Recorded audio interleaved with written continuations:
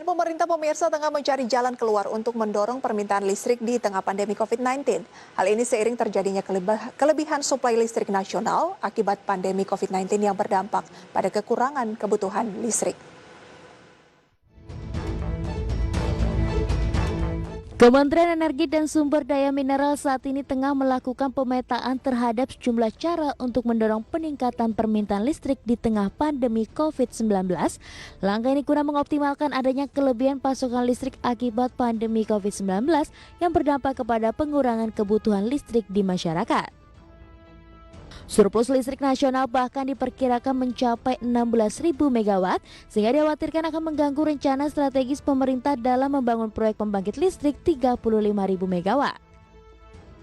Meski demikian, Menteri SDM Arifin Tasrif menjamin program tersebut masih tetap akan dilanjutkan meski terjadi surplus listrik.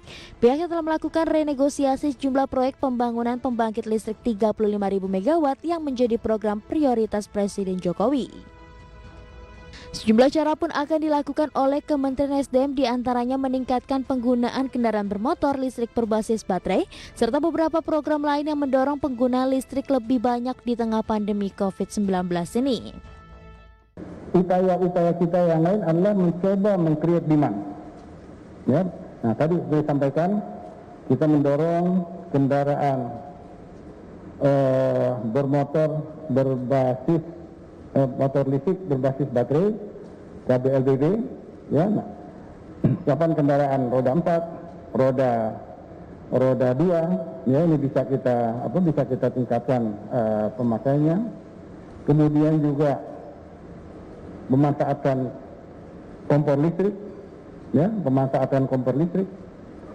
Kemudian juga kita harus menyempurnakan kita punya transmisi sehingga kita juga bisa membalas daerah-daerah yang kekurangan.